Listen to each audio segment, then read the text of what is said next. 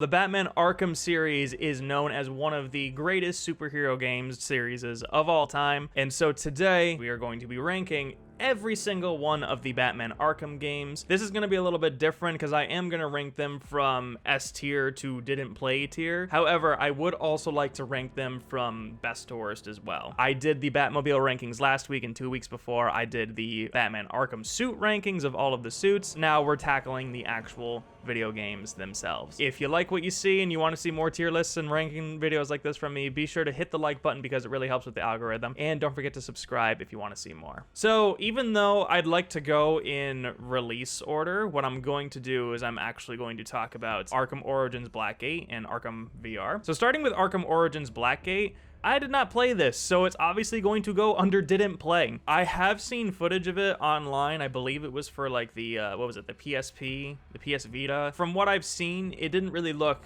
super special, and I've not really been taking a lot of time to sort of like investigate everything about it. So obviously it's gonna go under didn't play. However, I imagine that comparing it to the rest of the Arkham series, it would probably just be like at the very bottom of my list anyways. Going into Arkham VR, this technically was the last Batman Arkham property to be released before Suicide Squad killed the Justice League, and this is really more of like a glorified VR demo. I remember when it first came out, I went over to my friend's house and we all got to choose which VR game we got to play, and this is the one that I chose. So we played through it. I thought that it was okay. I was sort of expecting more of like the Batman style like combat, you know, using the gloves to sort of like just beat up on people. And I think there was one section where you could do that with like Penguin hanging like a punching bag style, but it really was more about like detective work and just kind of seeing Batman's world in just VR. This takes place the night before Arkham Knight, and it all just turns out to be a dream. It was just kind of like that sort of like extra thing to show that the Joker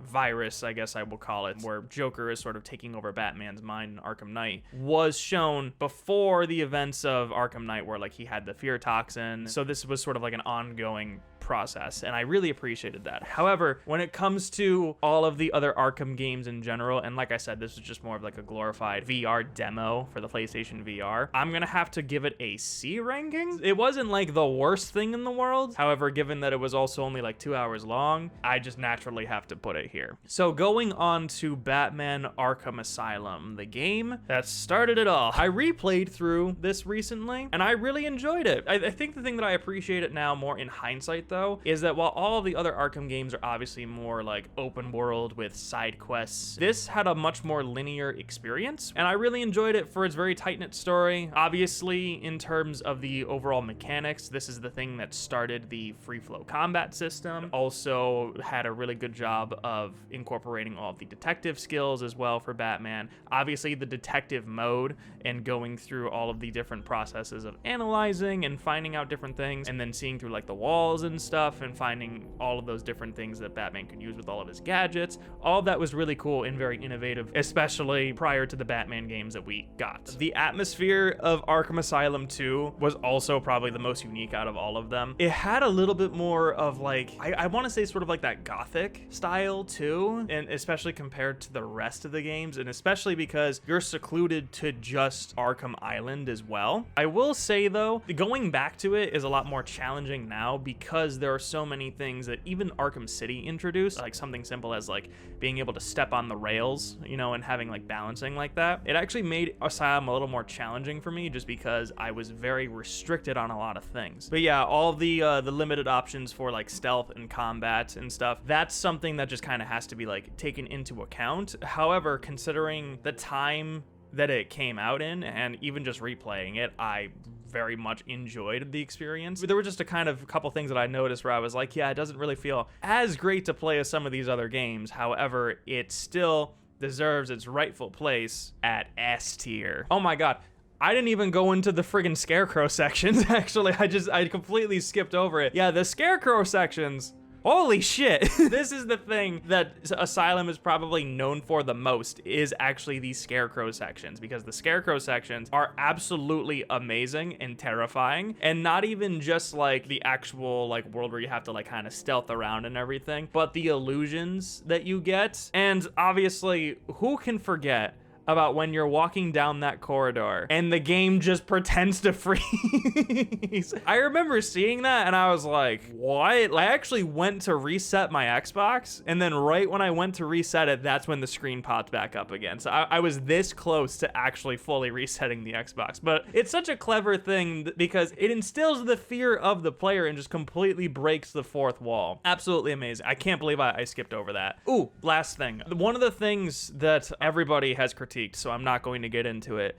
the final boss sucks. It's not a good final boss at all. And this is kind of the thing that Asylum also does bad, is the boss fights. But the final boss specifically is just terrible. It's not good. It's dookie. One of the things that would have made it better is if you actually just fight Titan Joker, because he's like, oh, I'm Titan Joker and I'm gonna stand up here and wave my hands back and forth and maybe floss a little bit while Batman uses the grapple thing to like pull him down, and then you just fight Goon. It wasn't great. I wish it was better. All right, now we can move on. Arkham City. I'm just gonna boop and call it a day. Arkham City is my personal favorite out of all of these. When this game came out, it was, I don't know what to call it, a transcending experience? I think the main thing though is like the hype building up to it was very much anticipated, especially after Arkham Asylum, and it delivered 100%. It took everything that Arkham Asylum built up and made it so much better with the gameplay systems to start, right? It gave you a lot more options, a lot more gadgets, gave you a whole other set of playable characters that we're going to talk about in a second. However, I think the main thing that sticks with me personally is the story, because the story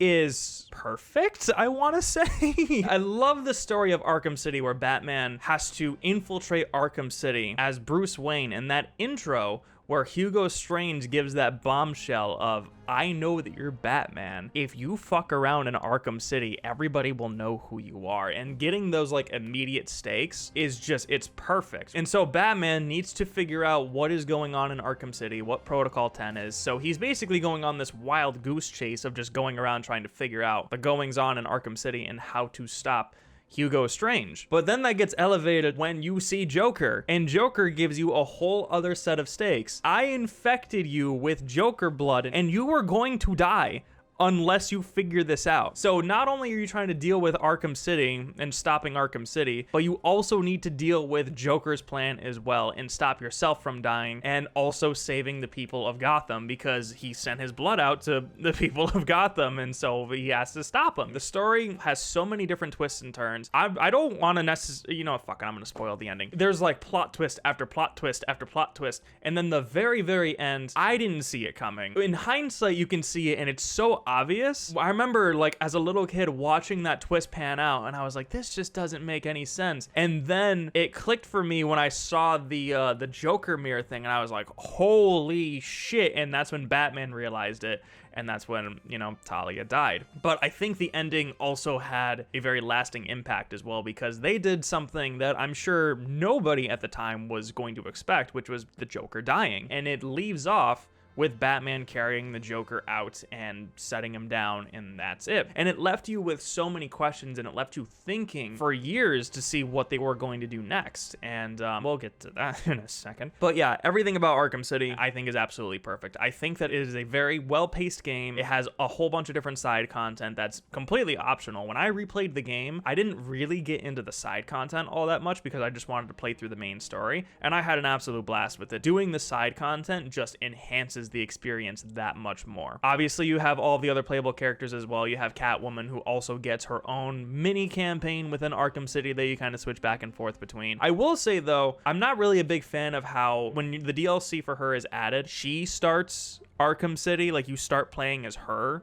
and then you end playing as her. I wish that the opening was the way that it was, where you have Bruce and Hugo Strange, and then the ending is the way that it is with Batman and the Joker. Having the Catwoman stuff before and afterwards just feels a little jarring, especially like with what happens in Batman's side. That's like my only complaint about it. But then we also have the other playable characters like Nightwing and Robin, and like I said in my ranking video with the Batsuits, Arkham City Nightwing and Arkham City Robin were some of my favorite characters character designs and characters to play as, but their trailers were also just so badass. And then we also have the DLC campaign with Robin and Batman as well. I think it was Harley Quinn's Revenge, I think is what it was called. I think that was another really good thing to sort of like enhance the story experience, give us a little bit of details as to what happened after the events of Arkham City. I love it. I personally think that it is the best out of all of them. That's just my own personal opinion. It's going at S tier, right above Arkham Asylum. Oh, I will also say this though. I really loved all the different challenge maps. That's probably the reason why I went back to play it as often as I did. However, I was also going to say too, I completely glossed over this. The amount of Easter eggs that were in this game, especially leading up to the next game, like with Scarecrow, Killer Croc, among other things. Also, the Riddler trophies. These Riddler trophies were such a bitch. I never 100% of the Riddler trophies, by the way. I did Riddler's like thing, but I never got all of the trophies, and I was too proud of myself to look up the trophies, and I just, to this day, even on my 360, couldn't do it. So yeah, Batman Arkham City, S tier, my favorite of the franchise, personally speaking. So now we're moving on to Arkham Origins. With Arkham Origins, Rocksteady was working on Arkham Knight for a long time, and they needed something in between Arkham City and Arkham Knight because they were just obviously taking too long. So this is the only game that was not developed by Rocksteady, but to my understanding, they had like observations and stuff with like the story and whatever, but it was Warner Brothers Montreal, I want to say, that did this. Basically just taking the Arkham formula and then just making their own game out of it, and obviously it's canon and everything. However, if you didn't know that, I highly doubt that somebody could say that, oh, these were made by two different companies, because they feel pretty much identical. I think for me, the thing about Arkham Origins is that Arkham Origins is a really good setup for the Arkham series as a whole. It was kind of advertised not to be that way. However, it ended up really combining the whole series together, because Arkham Origins wasn't necessarily about the origins of Batman, but it was more about the origins of Batman and Joker. And I think that's the thing that really enhances the game for me, because it shows their relationship and their dynamic in the very first instance of them interacting. Joker just wants Batman dead. He doesn't care about the whole, like, I'm gonna have fun with Batman and, you know, we have all these plans and whatever. Like, he tries to fucking murder Batman, but Batman saves his life, and Joker just doesn't fucking understand that. And I think that's what makes this game so great, is that the Joker wants to take over, but his plan shifts from sort of like being this new crime lord of Gotham to, okay, I want to mess with Batman now because this is a lot of fun. And I think that the story of Arkham Origins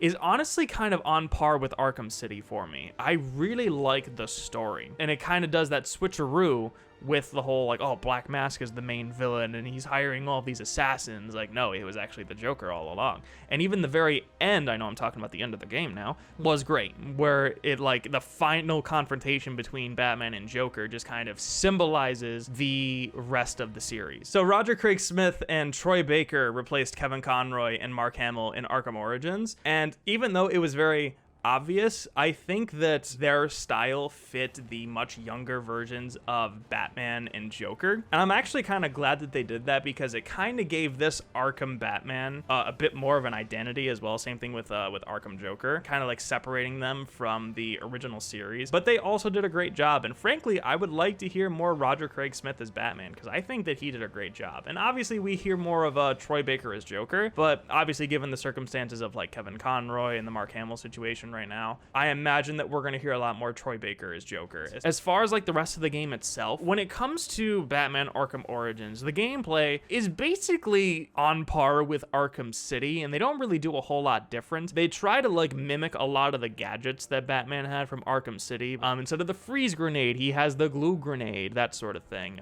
He gets a lot of the same stuff. Is basically, like I said, just Arkham City Batman. However, I think the thing that Origins does the best out of all of these games are the boss fights. The boss fights in Arkham Origins are just next level, and they're the best out of the entire series. Going from the Deathstroke fight being one of the most challenging boss fights in the series so far, and then going to Bane. Bane is one of the hardest, if not the hardest boss fight in the entire saga. I remember fighting him for the first time, and I was like, Jesus Christ. I had like an ex-girlfriend with me, and I was trying to like impress her and stuff. Obviously, that did not work, because I was getting my absolute shit rocked during that time. Out of all the Arkham games, this is the one that I experienced the most glitches in. I remember specifically there was a glitch that I encountered. I forgot exactly how it happened, but I was standing on a platform and I ended up kind of like falling through the world or something, and then I would respawn on that same platform and I could still go through all the buildings and stuff. So I just kept like dive bombing, and I was just kind of like going infinitely like everywhere. But if I ever reached a point where I was too low and I had to grapple back up, it still put me back in that same spot, even if it was like miles away. That was a great glitch.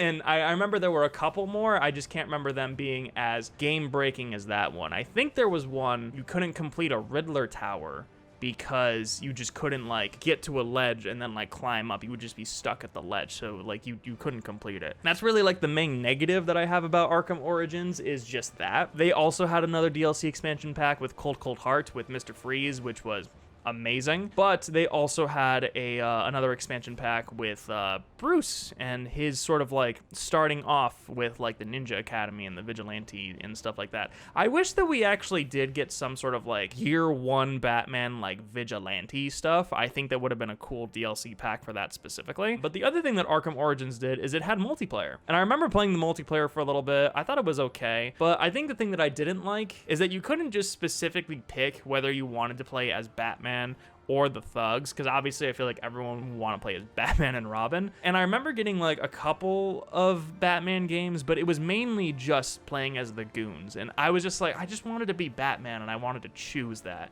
So I didn't really have a whole lot of experience with the multiplayer, but for what it was, I thought it was really fun to kind of like be put in that perspective of the goons, and you have to like look up because you know Batman and Robin's tricks, and I thought it was a lot of fun. So overall, it's really hard to place Origins on this list because personally, I think I found more enjoyment in it than I did Arkham Asylum. I think personally, I don't want to necessarily put Arkham Origins like at S here, but like I feel like I should put it like here, even though I personally enjoyed it more than Arkham Asylum. However, I feel like Arkham Asylum should still go up here. I feel like objectively, I should put it down here, but I think I personally enjoyed it more than Arkham Asylum, and I don't think that that's a bad thing. All right, we are at Arkham Knight. Oh boy.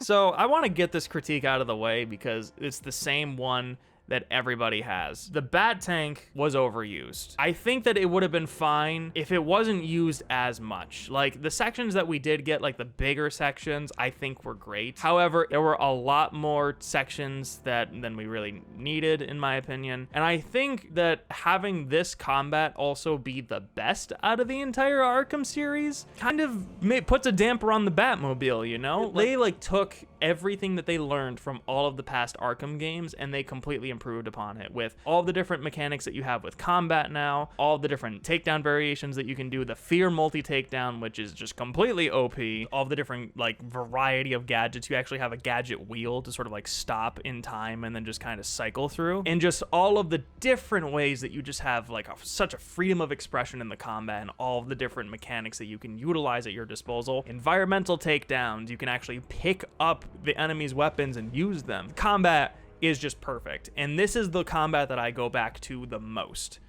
However, like I said, the story and mainly just the fact that the Batmobile is utilized as much as it is makes me not go back to it. I go back to Arkham Knight to do the challenge stuff, but Arkham City is what I go back to replay the story. And the story of Arkham Knight also kind of falls a little bit flat for me. I love the stakes that they had with the Scarecrow and him being the main villain and taking over Gotham and overcoming with fear. All of that's fine and dandy, and then you have to get back in the fucking bat tank. I also loved being able to play as all the different characters, having like 2 different characters that you could utilize at the same time in both Predator sections and in combat sections in the story. I'm glad that the entire Bat family was included as well. However, kind of addressing another elephant in the room, the Arkham Knight never did it for me. I thought that he was interesting at first, and I think that kind of going through the theories of who the Arkham Knight was a lot better than who the Arkham Knight actually was. I was originally thinking that he was probably like a League of Assassins member, maybe more specifically like Damian Wayne or something. That was kind of like my theory, because who else would know all of Batman's tricks like that? Once you get to that first section where you see Jason Todd tied up in the chair and then Joker is like doing his thing. It was at that moment right there that I went, oh, it's Jason Todd. And then you go through the entire rest of the game and you're just like, oh my God, he's just Jason Todd. And like Arkham Knight is like, yeah, I know all of your secrets, Bruce. I'm like, it's Jason. And then there's that moment where Joker shoots him on the TV camera and he falls back. And what's the golden rule, everybody? If you didn't see him die, he ain't dead. And obviously he came back to be the Arkham Knight. And it didn't work for me because it was so obvious. But speaking of the Joker, holy guacamole. The Joker twist, like I said, this is the Joker series as well. It's the series about Batman and the Joker. And them bringing back the Joker in this very smart way was genius. He is slowly like infiltrating your mind with the fear toxin, also accelerating it. You can see all the different flashes of like the Joker kind of all around like the city and everything. As the game progresses, you can actually see Batman having a more aggressive fighting style and the Joker slowly influencing him with all these different ideas, and you can see that develop through the entire game. And that was super interesting to see. And then you go back in the bat. And this is another one of my issues, is that a lot of these elements are so great. And then it's just completely ruined by the bat tank just coming in and stealing a bunch of different sections. The most obvious example of that is Deathstroke, where Deathstroke comes in at some point and you have this rematch from Arkham Origins. And then you just fight him in a giant tank, and Deathstroke comes out and he's like, oh, I'm gonna beat you, Batman. And Batman just goes, nope, boom, you're dead, get back in my Batmobile, we're gonna go on a ride to the prison. Like, it was a huge slap in the face. I never really liked going back to this game to play the story, because even on my second run around of it, I didn't really enjoy going through all the Batmobile sections again. I didn't enjoy it as much because a lot of time is just spent in it. And I don't want to keep hammering on that, you know, but I feel like the things in City are just it's so tight-knit, right? And they do such a great job of implementing all the different elements that they have in that game, and the story and the stakes and the combat and the Predator sections. But adding the Bat Tank sections and overusing them was the biggest downfall. And I cannot forget about the DLC for Arkham Knight. The DLC was great. They added so many different costumes, so many different Batmobile variations, and then the DLC campaign themselves were also great. Let me rephrase that. The Season of Infamy DLC was great. I think the Killer Croc boss fight was probably my favorite out of all of them, because they actually were kind of like, yeah, we didn't do a good job on the boss fights, let's ramp it up here. That was probably my favorite out of all of them personally. And I love how it gave a lot of closure for like Ra's al Ghul, brought Mr. Freeze back and gave him closure as well. It brought the Mad Hatter back and did another section from Arkham City, which was really cool. Matter of Family DLC was great with Batgirl, and that was like an actual, like, I think it was like a 2-ish hour campaign as well. The only disappointing thing for me were all of the side character campaigns, because it was just kind of like a series of challenge maps. Personally speaking, my favorite to play as out of all of them was Red Hood and his story. I want to say like my favorite characters to play as in Arkham Knight were obviously Batman first, because he has the most amount of stuff, then slowly followed by Red Hood, Nightwing, Robin, Catwoman, and then Harley Quinn. And then I'm just not counting Azrael, because he's basically just Batman. I want to say that overall, when it comes to Arkham Knight, it has a lot of really great things that are in it, but the thing that gets overused, like I said, was the Batmobile. It's the game I go back to the most, but only for the combat and Predator sections. However, if I'm being very like objective about it, I'm gonna put it right here, right in front of Arkham Asylum, because I enjoy it more than Arkham Asylum, obviously, and I think that the gameplay here is better than it is in City, but City is just a better game, in my opinion. I know that this list looks kind of silly, especially with the fact that there's no B tier right here, but I would say that this is probably my official Arkham ranking list, with City being number 1, Arkham Knight being number 2, Asylum being number 3, Origins being 4, Arkham VR being 5, and then Blackgate being 6 / didn't play. Here's the thing that I do want to say though, even though I put Arkham Asylum on 3 and Origins on 4, that definitely does not mean that these are bad games. I'm definitely not saying that any of these games are bad, except maybe this one, objectively speaking. However, this series is really solid, and I made a poll a couple weeks ago on YouTube saying like which game was the best and why, and seeing all the different answers answers that people had was very interesting because we all kind of have a different opinion on which one is best. Honestly, any of these games could be considered the best out of the Arkham series, but also at the same time, a lot of these games could be considered the worst out of the Arkham series as well. And I think that's what I really like about it. Oh, also, I forgot to mention, I'm not counting the Suicide Squad versus the Justice League, by the way. Even though it's set in the same universe as the Arkham games, it's obviously a completely different genre of game. However, I will say, playing the alpha, the game was pretty... Anyways, so those are my thoughts. Those are my official rankings for the Batman Arkham games. So I would like to know what your official ranking is. Which one you think is the best? Which one you think is the worst? Let me know in the comments below. And as always, if you like what you see and you want to see more from me, don't forget to hit that like button because it really does help with the YouTube algorithm, especially because I'm making more of these ranking videos. This is a lot of fun. And if you want to see more of these ranking videos from me, be sure to hit that subscribe button and ring that bell to get notified on when the next video goes live. So thank you all again so much for watching, and I will see you guys next time.